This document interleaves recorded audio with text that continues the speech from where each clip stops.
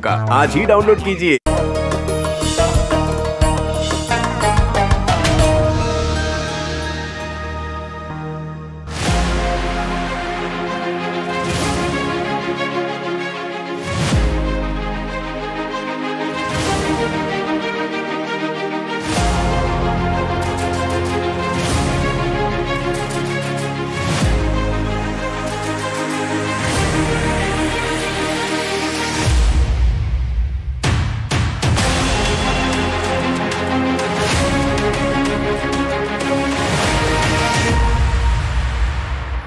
आदाब, मैं मीनाक्षी शोरान हाजिर हूं दुनिया भर की सोशो पॉलिटिकल और इकोनॉमिक इश्यूज पर खास प्रोग्राम लेकर। दुनिया मेरे आगे। हमारी इस खास पेशकश में आज बात भारत को मिली G20 की प्रेसिडेंसी की। इंडोनेशिया के बाली में ऑर्गेनाइज G20 समिट कॉन्फ्रेंस में भारत को G20 की प्रेसिडेंसी ऑफिशियली सौंप दी गई है। इस मौके पर प्राइम मिनिस्टर ने कहा कि भारत अपनी G20 की प्रेसिडेंसी के दौरान इंडोनेशिया के इनिशिएटिव्स जो रहे हैं उनको आगे बढ़ाने की कोशिश करेगा और भारत के लिए ये कोशिश जो है वो बेहद खुशाइंद इत्तेफाक है कि हम G20 प्रेसिडेंसी की जिम्मेदारी को बाली जैसे शहर में कर रहे हैं, इसलिए कि भारत और बाली का रिश्ता बहुत पुराना है। और इन सब बातों के इतर सवाल ये उठता है कि भारत को मिली G20 की प्रेसिडेंसी हमारे लिए कितनी बड़ी अपॉर्चुनिटी है या इसके चैलेंजेस क्या क्या हैं। इसी पर बात करने के लिए हमारे साथ स्टूडियो में 4 खास मेहमान मौजूद हैं। प्रोफेसर SD मुनि हमारे साथ मौजूद हैं, एम्बेसडर योगेंद्र कुमार जी हमारे साथ मौजूद हैं, प्रोफेसर संजय भारद्वाज हमारे साथ मौजूद हैं और साथ ही RIS के director general Sachin Chaturvedi ji online हमारे साथ हैं।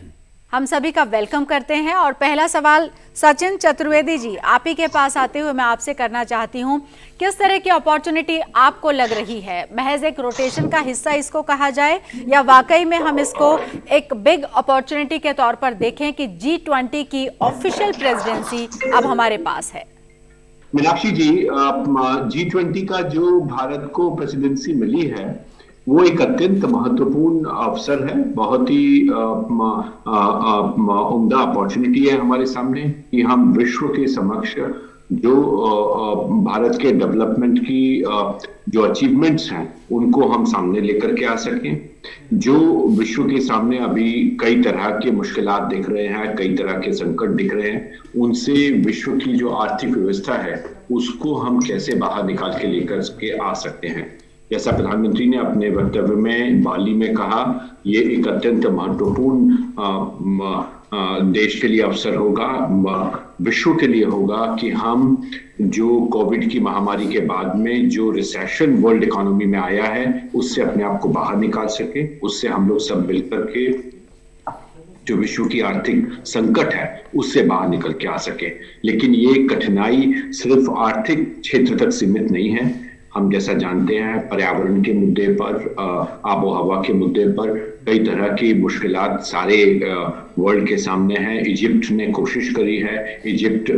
हमारे एक महत्वपूर्ण पार्टनर के रूप में भी उभरा है और इसलिए ये कोशिश इस बात की है कि हम पर्यावरण और आर्थिक व्यवस्था दोनों को संभाल सकें और इसलिए भारत के लिए G20 2023 में एक बहुत ही महत्वपूर्ण अपॉर्चुनिटी है। संजय भारद्वाज जी, मैं आपसे जानना चाहती हूँ और सवाल लगभग वही है क्योंकि ये एक रोटेशन मात्र तो नहीं हम इसको मान सकते हैं, क्योंकि अगर हमें और मान लीजिए वो रोटेशन का भी हिस्सा है तो भी जब प्रेसिडेंसी हमारे पास है तो हमारे पास कई चीज़ों का एज रहेगा और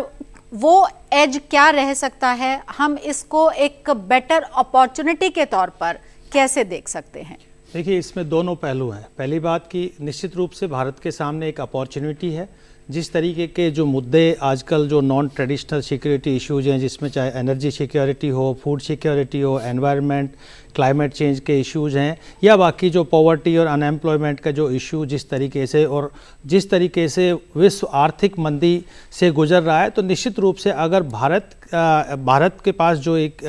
G20 की प्रेसिडेंसी आई है, ये भारत के लिए अपॉर्चुनिटी है कि जो ग्लोबल साउथ के जो इश्यूज हैं, मुद्दे हैं, जो कंसर्न हैं, उनको ज़ोर शोर से उठा सके। चुनौती ये है कि जो प्रेसिडेंसी जिस दौरान मिली है उसमें विश्व जो है पोलराइज है, खासकर रशियन जो एक्शन है यूक्रेन में मुद्दे को लेके, और रशियन एक्शन की वजह से जो एनर्जी संकट आया है, या आप ये कहिए कि खाद्य संकट आया है, और इन्फ्लेशन दुनिया में बढ़ता जा रहा है, आर्थिक मंदी दुनिया में बढ़ती जा रही है, तो एक कारण है यूक्रेन में जिस तरीके के जो हालात हैं उसके ही की वजह से ये बढ़ रहा है। तो भारत कोशिश करेगा, जिस तरीके से प्रधानमंत्री नरेंद्र मोदी ने बात कहा कि ये युद्ध का युग नहीं है। निश्चित रूप से भारत नहीं चाहता कि जब यहाँ पे सम्मेलन हो G20 का, तो उस वक्त ये युद्ध चलता रहे, क्योंकि ये पोलराइजेशन जो वेस्टर्न कंट्रीज और जो रॉग स्टेट्स के बीच में, खासकर अब मैं कहूँगा रशिया, चाइना, ईरान और जो नॉर्थ कोरिया जिस तरीके से मिलिटराइजेशन की तरफ बढ़ रहे हैं, ये भारत के लिए एक ये पोलराइज्ड वर्ल्ड एक चुनौती है। तो इसमें भारत चाहता है कि ये जो पोलराइजेशन है ये खत्म हो जाए, जब तक कि यहाँ पर अगला G20 समिट हो। और जो नए मुद्दे हैं, खासकर जो क्लाइमेट जस्टिस की बात है, या आप ये कहिए कि पॉवर्टी एलिवेशन की बात है, विमेन एम्पावरमेंट, क्योंकि मोदी जी ने विमेन इक्वलिटी और जेंडर इक्वलिटी की बात कही, और इन मुद्दों को उठाए, और साथ में जो भारत दशकों से एक जो समस्या से जूझ रहा है, जो कि आतंकवाद की समस्या है, तो G20 के सम्मेलन में आतंकवाद के मुद्दों को भी उठाया जाए। हालांकि ये मंच जो है पूरी तरह से आर्थिक और सामाजिक मुद्दों के ऊपर ध्यान दिया जाता है, और दुनिया की लगभग 60% पॉपुलेशन को रिप्रेजेंट करता है, जिसमें लगभग 85% इनका GDP साइज है। तो जिस तरीके से ये दुनिया को रिप्रेजेंट करता है, तो जो नॉन ट्रेडिशनल सिक्योरिटी इश्यूज है, मुझे लगता है कि भारत के सामने एक अवसर है कि उनको उन पे बल देके, और जो भारत का जो डिजिटल गैप है, जो टेक्नोलॉजिकल गैप है, या भारत जो जिस तरीके का इनोवेशन और इन्वेस्टमेंट देख रहा है, एनर्जी ट्रांजिशन की तरफ बढ़ा जा रहा है, तो जो गोल है भारत के, उन गोल को फुलफिल करने में मुझे लगता है कि अंतर्राष्ट्रीय कम्युनिटी को अट्रैक्ट करेगा, और ये भारत के लिए एक अवसर है। बिल्कुल। तो चलिए, आपके लिहाज से संजय जी ये बड़ी अपॉर्चुनिटी है, और लगभग इसी तरह की बात सचिन चतुर्वेदी जी ने भी कही कि हमारे लिए अवसर तो है, लेकिन बहुत सारे ऐसे इंपॉर्टेंट इश्यूज हैं जिनको एड्रेस करने की ज़रूरत है। और खुद अपने जो एड्रेस पीएम मोदी का रहा वहाँ पर, उन्होंने कहा, उन्होंने एनवायरनमेंट की बात की, उन्होंने रिसेशन की बात की, जिसका जिक्र संजय जी ने भी किया, वर्ल्ड ऑर्डर की भी उन्होंने बात की, और G20 की प्रेसिडेंसी और वर्ल्ड ऑर्डर, क्या इन सब का हम एक परफेक्ट कॉम्बिनेशन देख सकते हैं, और एक अपॉर्चुनिटी जिसको कि आप कह रहे हैं कि yes it is an opportunity, तो हम उसको कैसे और बेनिफिशरी हम उसके हो सकते हैं, या हमारा जो आसपास का इलाका है वो हो सकता है, उस हवाले से अगर मैं आपसे समझना चाहूँ सचिन जी, तो आप क्या बताएंगे? सही है मीनाक्षी जी, और मुझे लगता है कि संजय जी ने कुछ मुद्दे हमारे समक्ष रखे हैं जो महत्वपूर्ण है। मुझे लगता है कि ये प्रधानमंत्री का जो वक्तव्य रहा बाली में, उसको हमें दो दृष्टिकोण से देखना चाहिए। संजय जी ने सही कहा कि हमें पोलराइजेशन समाप्त करना है, और उस पोलराइजेशन से विश्व को आगे लेके जाना है। लेकिन इसमें दो बातें हैं। पहली, जो पोलराइजेशन हुआ है वो एक नॉर्थ और साउथ का हुआ है, विकसित और विकासशील देशों का हुआ है, डेवलप्ड और डेवलपिंग कंट्रीज का हुआ है। प्रधानमंत्री ने कहा कि इस पोलराइजेशन से, इस बाइनरी से हमको बाहर आना है। जो लोग विकसित हैं उनकी जिम्मेवारी है कि विकासशील की मदद करें, विकासशील की जिम्मेवारी है कि जो उनकी आर्थिक संभावनाएं हैं उसका बाकी लोगों को भी लाभ पहुंचाएं, क्योंकि कुछ विकासशील देश हैं जैसे चाइना है, वो लगातार ये कहता है कि वो विकासशील देश है, लेकिन उसकी जो पर कैपिटा इनकम है वो कई विकसित जो डिक्लेयर्ड देश हैं उनसे भी कई गुना आगे है। तो ये जो अंतर्द्वंद है विकास के, इसकी बाइनरी से, इसकी पोलराइजेशन की जो संजय जी ने बात कही, उससे हमें आगे निकल के आना है। ये पहली बात है।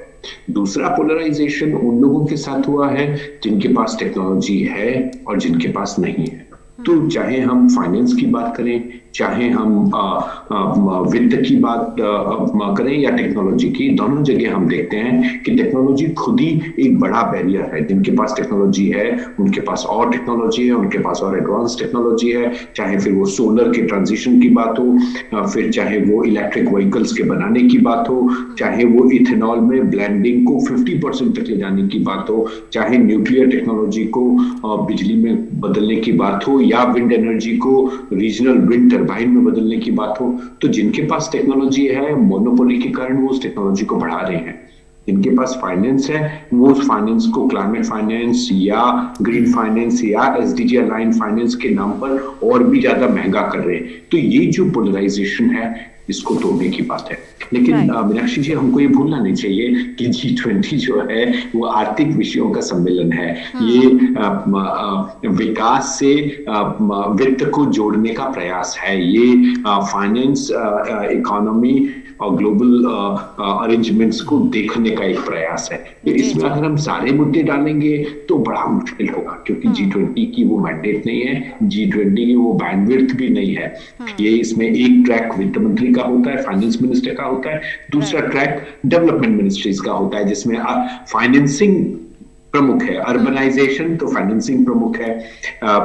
डेवलपमेंट मुद्दे फाइनेंसिंग प्रमुख है। तो जहां जहां फाइनेंस का प्रभुत्व है G20 उसी में है। अगर हम बाकी मुद्दे बहुत सारे डालेंगे, उसको एक अंतर्राष्ट्रीय सम्मेलन बनाने का प्रयास करेंगे तो वो उचित नहीं है। प्रधानमंत्री ने इस संबंध में कहा है, विदेश मंत्री ने भी कहा है और हमारे G20 शेरपा ने भी कहा है। जो वित्त मंत्री का स्टेटमेंट रहा, जो उन्होंने वर्ल्ड बैंक की मीटिंग में कहा, वो यही था कि भाई आप लोग जब अपना इंटरेस्ट रेट इन्फ्लेशन के कारण बदलते हैं, हमारे ऊपर जो असर आता है उसको कम करना चाहिए। तो ये भी आर्थिक मुद्दा है। तो मुझे लगता है कि G20 की सफलता आर्थिक मुद्दों को ही सामने लेकर के आने में होगी, बाकी मुद्दों को हमें किसी और मंच के लिए छोड़ देना चाहिए। ठीक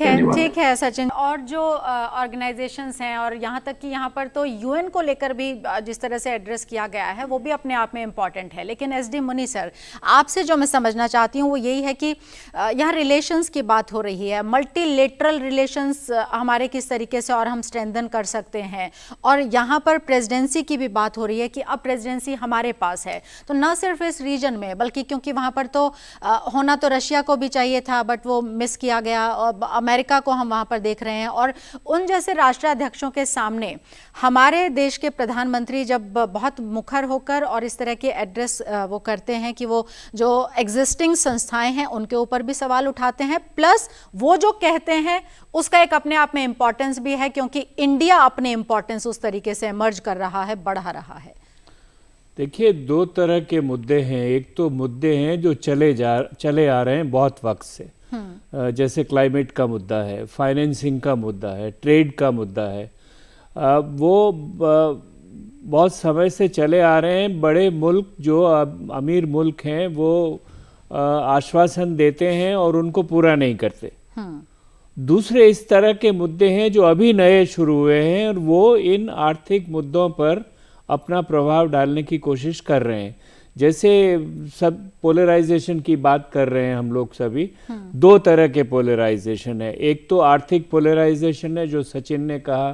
संजय ने कहा। दूसरा पॉलिटिकल स्ट्रेटेजिक पोलराइजेशन है जो आर्थिक मुद्दों को प्रभावित करता है, इसको हमें नहीं भूलना चाहिए। और वो जैसे यूक्रेन की लड़ाई का मामला है जो इंडोनेशिया में बाली में इस तरह उलझा रहा और हमें उसको एक जुबान देनी पड़ी जिसकी वजह से जॉइंट स्टेटमेंट हो सकता है। वो आर्थिक से भी जुड़ा हुआ है क्योंकि उसकी वजह से सप्लाई चेन्स बिगड़ गई हैं, उसकी वजह से फूड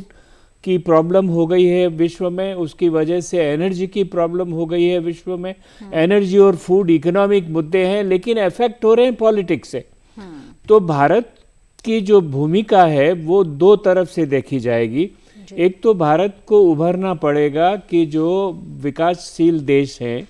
जो ग्लोबल साउथ जिसको कहते हैं, उसका ठीक से नेतृत्व किया जाए। उनकी जो संवेदनशील धारणाएं हैं उनको सामने रखा जाए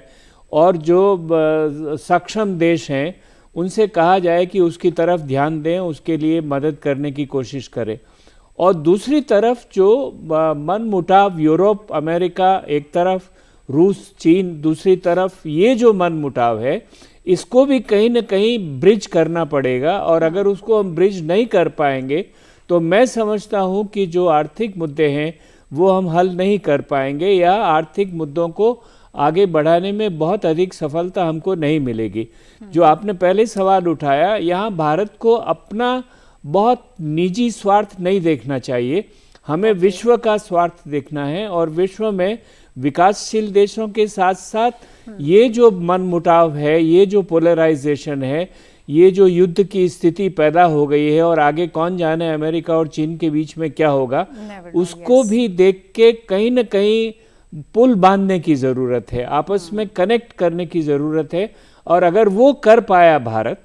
तो मैं समझता हूँ ये बहुत बड़ा योगदान होगा विश्व शांति के लिए भी और विश्व विकास के लिए भी। ओके सर, और अब मैं एम्बेसडर योगेंद्र कुमार जी आपसे ये जानना चाहूँगी, और एसडी मुनि जी ने एक तरीके से जो राह दिखाई है वो यही है कि भारत को एक सक्षम नेतृत्व जिसको हम कहते हैं उसकी तरफ आगे बढ़ना चाहिए, और वो कुव्वत भी नज़र आ रही है, क्योंकि एक समय ये भी कहा जाता था कि शायद उतने ताकतवर मुल्क जिनको कि माना जाता है उसी कतार में एक तरीके से अब हिंदुस्तान भी खड़ा हो रहा है, और किसी भी इंटरनेशनल प्लेटफॉर्म पर जिस तरह से हमारा नेतृत्व बोलता है, हमारे प्रधानमंत्री एड्रेस करते हैं, that is also very important. वो चाहे संस्थाओं को लेकर हो, चाहे वो वर्ल्ड ऑर्डर को लेकर हो, या जो बात जिस तरह से कही जानी है सटीक उसी दिशा में कही जा रही है, दैट इज़ वेरी इंपॉर्टेंट। उस हवाले से आप कितना इम्पॉर्टेंट मानते हैं, क्योंकि जिस बात का जिक्र एसडी मुनि सर ने भी किया कि चाइना हमारे पड़ोस में है, लेकिन चाइना और पाकिस्तान का कब क्या हो जाए कह नहीं सकते, क्योंकि लगता तो शायद यूक्रेन और रशिया का भी नहीं था, लेकिन वो हो गया है और उसकी वजह से बहुत सारी चीज़ें डिस्टर्ब हुई हैं। तो यू नेवर नो कि कल को क्या हो, और उस वजह से जो डिस्टर्बेंस हो उसमें हमारा जो से है being a nation, how important it is. देखिए बहुत ही इम्पोर्टेंट है, और ख़ास तौर से ये जैसे हालात का जिक्र अभी यहाँ पे हो रहा है कि दुनिया में टेंशन फैली हुई है, वर्ल्ड लीडर्स के बीच में डिस्ट्रस्ट है, हेट्रेड है, लैक ऑफ अंडरस्टैंडिंग है, और उसका जो असर पड़ रहा है, चाहे यूक्रेन का क्राइसिस ले लीजिए आप, या इससे पहले कोरोना वायरस में के जब चल रहा था और चल रहा है, तो उस वक्त जो है आप समझें कि दुनिया के सब देश जो हैं मिलकर के उस क्राइसिस को वो सॉल्व नहीं कर पाए। मतलब एक किस्म से आप देखें कि जैसे ग्लोबल जो हमारे चैलेंजेस हैं, चुनौतियां बढ़ रही हैं, उसके जबकि चाहिए कि भाई सब इकट्ठे होकर के इन चैलेंजेस को एड्रेस करें, क्योंकि खाली एक मुल्क इसको नहीं कर सकता, कोई भी इतना पावरफुल मुल्क है। तो जब ये हालात हैं, तो इन हालात में भारतवर्ष जो है ये एक प्रकार से कहें कि ये दिखा रहा है कि हमारा एक्सपीरियंस, हमारा डेवलपमेंट का एक्सपीरियंस है। और जैसे प्रधानमंत्री ने उसमें जिक्र किया कि भाई इस समय जो है लाइफस्टाइल, आप कहें कि ज़िंदगी की तर्ज क्या है, किस तरीके से आपको अपनी लाइफस्टाइल दिखानी है, जो कि एक समझिए कोर है ग्लोबल चैलेंजेस को एड्रेस करने का। क्या जो है कोर क्या है, तो मतलब एक एनवायरनमेंट का इशू ले लीजिए, ये नेशनल लेवल पे या पर्सनल इंडिविजुअल लेवल पे आप ले लीजिए, फिर सस्टेनेबल जो है किस प्रकार से आप जो है सस्टेनेबल डेवलपमेंट कैसे करेंगे, और ये सब। और क्योंकि एक किस्म से बात ये भी है कि जैसे प्रधानमंत्री ने कहा है कि ये जो मौका है, क्योंकि और मुल्कों के मुकाबले में हमारे जो है इकोनॉमिक डेवलपमेंट ठीक हो रहा है और इकोनॉमिक रेट ऑफ ग्रोथ अच्छी है, और जो हमारा एग्जाम्पल है कि इस तरीके से चाहे वो डिजिटल है या हेल्थ के मामले में है, या जो है एक किस्म से आप कहें सोशल एक्विटी जो है कि समाज में जो है एक किस्म से समानता हो, गरीब और अमीर का फासला कम हो, एक प्रकार से जो आप समझिए कि डेवलपमेंट का जो मॉडल है जो उन्होंने प्रधानमंत्री ने जो उसका बताया कि ये मॉडल जो है, और क्योंकि हम डेवलपिंग कंट्री हैं, तो डेवलपिंग कंट्री होते हुए एक डेमोक्रेटिक तरीके से हम किस तरीके से एक अपने देश में तरक्की ला रहे हैं, वही मॉडल जो है उसका रेलेवेंस है और कंट्रीज के साथ भी। और यही बात प्राइम मिनिस्टर ने बताई, जब से उन्होंने कहा कि भाई जैसे उन्होंने बताया कि one earth one family one future, फिर उन्होंने कहा कि जैसे जो आप कहेंगे ग्लोबल एसेट्स कहें, दुनिया में जो भी मतलब रिसोर्सेज हैं उसको आप एक अमानतदारी के एहसास के साथ उसको जो है उसका इस्तेमाल करें, ये नहीं कि मतलब आप जो हैं लालच की वजह से उनका ओवर यूज़ करें, जिसकी जो कॉन्फ्लिक्ट का एक जो है आप समझे कि लड़ाई झगड़े का जो एक असली जो है जड़ समझें वही है। तो ये जो मॉडल है एक हिसाब से आप देखें, ये मॉडल मेरे ख्याल से इसकी रेलेवेंस काफ़ी है, और क्योंकि डेवलपिंग कंट्री होते हुए हम लोग किस तरीके से अपना जो है डेवलपमेंट कर रहे हैं, इसका आप समझें कि एक डायरेक्शन के तौर पे इसके लिए भारतवर्ष के लिए एक मौका है जो ज़रूरी है। हालांकि एक बात और मैं कहना चाहता हूँ कि जो G20 है ये बेसिकली एक एडवाइजरी ग्रुप समझिए आप, क्योंकि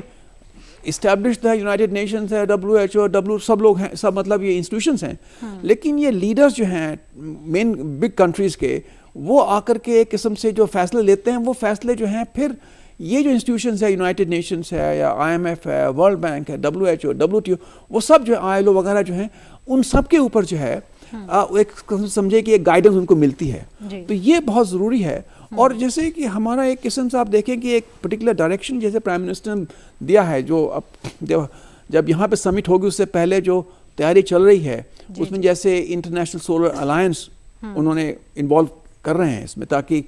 क्या कहते हैं रिन्यूएबल एनर्जी जो है उसका जो है क्या बेसिस है, या फिर जो है इंफ्रास्ट्रक्चर, रेजिलिएंट इंफ्रास्ट्रक्चर, जैसे कि आप समझें पायदार काइंड ऑफ इंफ्रास्ट्रक्चर, जिससे कि जो आप समझें जिस किस्म की डिजास्टर्स वगैरह होते हैं उसको जो है कैपेसिटी बिल्डिंग कैसे हो, ये सब इंस्टीट्यूशन जो है इसमें इन्वॉल्व होंगे, तो इसका असर अच्छा पड़ना चाहिए। और क्योंकि लीडरशिप का मतलब ये है कि एजेंडा जो है G20 का, ये एजेंडा जो है अब भारतवर्ष तय करेगा अपनी प्रेसिडेंसी के दौरान। तो इसका बड़ा लंबा चौड़ा मतलब काफ़ी इसमें एजेंसीज इन्वॉल्व हैं, उन सब से मीटिंग होगी, भारतवर्ष में जगह जगह मीटिंग की जाएंगी, सब जो इन लोगों को इन्वॉल्व करके, जो एजेंसीज वगैरह हैं इनको इन्वॉल्व करके, तो वो जो उस इन्वॉल्वमेंट से एक जो है एक समझें कि एक डायरेक्शन देने की इसमें एक भारतवर्ष के लिए एक अच्छी अवसर है और सही अवसर है। क्योंकि जैसे मैंने बताया कि इस वक्त जो है स्थिरता के राजनीतिक स्थिरता के दृष्टिकोण से देखें, या आप जो है इकोनॉमिक स्थिरता के दृष्टिकोण से देखें, या और भी जो है जितने भी आयाम हैं उसमें उसके तौर से देखें, तो ये एक प्रकार से एक जो है आप समझें कि ये जो है एक डायरेक्शन के लिए एक अच्छा मौका है। अच्छा मौका है, ऑल राइट। और संजय भारद्वाज जी, आपसे जो मैं जानना चाहूँगी, जिसका जिक्र SD मुनि सर ने भी किया और अदरवाइज़ भी हमारी जो बातचीत हो रही है उसमें निकल कर आ रहा है, तो साउथ ग्लोब की हम बात कर रहे हैं, ऊपर से एक इंडिया और चाइना अगर हम देखें तो पूरे मुल्क के तौर पर दोनों को देखें, बड़े मुल्क हैं, बड़े बाज़ार भी हैं उस हवाले से भी। और एक ये कहा जा रहा है कि अज्यूम किया जा रहा है कि हमारी एक तरीके से जो प्रेसिडेंसी हमको मिली है वो एक तरीके से हम असर्ट कर पाएँ उसको लीडरशिप के तौर पर, और एक जो ग्लोबल साउथ है वहाँ की हम एक पुरजोर आवाज़ जिसको कहते हैं वो हम बन पाएंगे। Is it so? देखिए, 2-3 बातें स्पष्ट कर देना चाहता हूँ। ये दो जो विश्व में जो घटनाएं हुई है, एक पैंडेमिक हुआ है और दूसरा जो सोवियत एक्शन यूक्रेन में जो हुआ है, ये इससे एक बात सामने आई है कि जो मल्टीलेटरल इंस्टीट्यूशन है, खासकर मैं UN की बात कहूँगा, UN सिक्योरिटी की बात कहूँगा, और जैसे दूसरे रेड क्रॉस है या WHO है, इनकी क्रेडिबिलिटी पे बड़ा क्वेश्चन मार्क लगा है कि ये कितना वो सचमुच विश्व शांति के लिए कितने सक्रिय हैं और कितना योगदान दे पा रहे हैं। क्योंकि अब जो सिस्टम आ गया है कि जो हमारा जो नियो लिबरल इंटरनेशनल ऑर्डर था, लिबरल डेमोक्रेसीज की बात होती थी, ग्लोबलाइजेशन की बात होती थी, मुझे लगता है कि अब क्या हो गया कि जो नियो रियलिस्ट पर्सपेक्टिव है, जिसमें आर्म्स रेस हो गया, न्यूक्लियराइजेशन हो रहा है, हर कंट्री सेल्फ हेल्प सिस्टम की तरफ बढ़ रहा है। इस परिप्रेक्ष्य में अगर हम देखते हैं कि भारत की क्या भूमिका हो सकती है, देखिए ग्लोबल साउथ निश्चित रूप से जूझ रहा है जिस तरीके के कॉन्फ्लिक्ट्स विश्व में हो रहे हैं। सक्षम देश जिनके पास में संसाधन है वो अपनी जनता को आर्म्स से और बाकी चाहे मेडिसिन हों या दूसरी खाद्य सुरक्षा, उनसे सुरक्षित करने का प्रयास कर रहे हैं। हालांकि एनर्जी संकट यूरोप में बढ़ रहा है, लेकिन जो ग्लोबल साउथ के कंट्रीज है, जिसमें एशियन कंट्रीज हो गए, लैटिन अमेरिकन कंट्रीज हो गए, अफ्रीकन कंट्रीज हो गए, ये इस कॉन्फ्लिक्ट से जूझ रहे हैं। आज जिस श्रीलंका में जो हालात हुए, आप देखिए वहाँ पे फूड क्राइसिस हुआ, एनर्जी क्राइसिस हुआ, मेडिसिन क्राइसिस हुआ, बाकी देश में भी रिसेशन चल रहा है। तो इस स्थिति में भारत की भूमिका, चूंकि भारत को हम कहते हैं कि अब one of the fastest growing economy है, सऊदी अरबिया के बाद भारत की इकोनॉमी 6.8% से ग्रो करेगी। भारत का जो कंपैरेटिवली हमारा लीडिंग वैक्सीन डिप्लोमेसी के कॉन्टेक्स्ट में मानिए या दूसरे कॉन्टेक्स्ट में मानिए, तो भारत एक अच्छा लीडरशिप ग्लोबल साउथ को दे सकता है पहला कहा कि हम जो इंटरनेशनल इंस्टीट्यूशन है उनके डेमोक्रेटाइजेशन की बात करें, हम जो मल्टीलेटरलिज्म की बात करें कि उसमें रिप्रेजेंटेशन बढ़ा जाए, परमानेंट नेशनल सिक्योरिटी काउंसिल में रिप्रेजेंटेशन बढ़े और बाकी दूसरा जो मुद्दे हैं, खासकर प्रोफेसर मुनी साहब ने भी बात कही कि जो क्लाइमेट चेंज का और क्लाइमेट जस्टिस की जहां बात हो रही है, वहां पे देखिए अगर हमको ट्रेड और क्लाइमेट के इशू पे चाइना के साथ मिलके भी अगर ग्लोबल नॉर्थ से डायलॉग करना पड़े तो निश्चित रूप से हमको करना चाहिए। हम करते भी आए हैं। WHO जब WTO के नेगोशिएशंस में 2 राउंड्स में भी ये बात हुई, अभी जो सबमिट हुआ COP27 उसमें भी हमने भारत ने, और देखिए वो सम्मेलन आगे बढ़ गया, उसके बजट बढ़ाने की बात कही कि 2030 तक $1 ट्रिलियन इकट्ठा किया जाए और ताकि ग्लोबल जो क्लाइमेट जस्टिस को और क्लाइमेट फाइनेंस की बात की जाए। तो मुद्दा है कि जब ये मुद्दे जब आ रहे हैं और भारत के पास प्रेसिडेंसी आई है तो भारत और दूसरे ऑर्गेनाइजेशन SCO के भी भारत के पास प्रेसिडेंसी है, वो भी सम्मेलन होगा और उसमें भी वर्ल्ड के लीडर्स आएंगे। तो भारत के पास मौका है कि अपनी इंडिपेंडेंट विदेश नीति या कहिए कि जो अपनी स्ट्रेटेजिक ऑटोनॉमी मानते हुए एक ग्लोबल साउथ को आप एक लीडरशिप दे सकते हैं। वो एक टाइम में नाम के माध्यम से नेहरू, नासिर, टीटो के नेतृत्व में नाम खड़ा किया गया और न्यू इंटरनेशनल इकोनॉमिक ऑर्डर को हमने पुश किया। वो काम आज फिर भारत सरकार कर सकती है और जिस तरीके से एजेंडा प्रिपरेशन हो रहा है, जो डिसेंट्रलाइज वे में डिफरेंट प्लेसेस पे सम्मेलन होंगे, 50 के लगभग मीटिंग्स होगी एक साल में एजेंडा सेट करने के लिए, तो मुझे लगता है कि भारत जो इन मुद्दों को बखूबी बाकी जो ग्लोबल साउथ के कंट्रीज है उसको उठा सकता है और जो डिजिटल गैप्स हैं, टेक्नोलॉजिकल गैप्स हैं, उनको आप मिनिमाइज कर सकते हैं। जहां पे जियो स्ट्रेटेजिक इश्यूज आते हैं कि जहां पे आर्म्स रेस हो रहा है, न्यूक्लियराइजेशन हो रहा है, भारत पहले भी नॉन प्रोलिफरेशन की बात करते हैं, CTBT की 1950 के दशक से ही बात हो रही थी। आज जो ग्लोबल जो वर्ल्ड है, जो मिलिट्री ऑर्गेनाइजेशंस इंस्टीट्यूशंस की तरफ बढ़ रहा है, जैसे क्वाड आ गया, AUKUS आ गया। क्वाड में भारत मिलिट्रीली नहीं जुड़ रहे हैं लेकिन निश्चित रूप से अपने जियो स्ट्रेटेजिक इंटरेस्ट को ध्यान में रखते हुए, चाइना फैक्टर को ध्यान में रखते हुए और इंडो पैसिफिक क्षेत्र में अपने नेविगेशनल और मैरीटाइम सिक्योरिटी इश्यूज को ध्यान में रखते हुए भारत क्वाड का मेंबर बन रहा है, लेकिन पूरा एकदम मिलिट्रीली भारत उसमें सहमत नहीं। तो भारत एक ऐसी भूमिका में है कि मुझे लगता है एक ब्रिज जो प्रोफेसर मुनी भी बात कर रहे हैं कि एक ब्रिज क्रिएट किया जा सकता है ग्लोबल साउथ और ग्लोबल नॉर्थ में, और भारत इस स्थिति में आज के दिन है। और मुझे लगता है कि जो भारत का वसुधैव कुटुंबकम का जो कॉन्सेप्ट है कि 1 विलेज 1 वर्ल्ड की बात है, वो उसमें हम कारगर साबित होंगे अगर G20 सम्मेलन को ठीक से आगे एजेंडा के साथ में सेट कर पाए। बहुत शुक्रिया आपका SD मुनी सर, आप आए स्टूडियो में वक्त निकाल कर और इतने इम्पोर्टेंट आपने चर्चा की। बहुत शुक्रिया आपका। एम्बेसडर योगेंद्र कुमार जी, आपका भी बहुत बहुत शुक्रिया। प्रोफेसर संजय भारद्वाज जी, आपका भी बहुत बहुत शुक्रिया। और हमारे साथ ऑनलाइन जुड़े हमारे मेहमान सचिन चतुर्वेदी जी, आपका भी बहुत बहुत शुक्रिया। तो आज के हमारे इस पेशकश में फ़िलहाल इतना ही। हमारा ये प्रोग्राम आपको कैसा लगा, आप इस पर अपनी राय दे सकते हैं। हमारा ईमेल ID हम आपको बता देते हैं, DDUrduspecials@gmail.com। पूरी टीम को इजाज़त दीजिए। आदाब।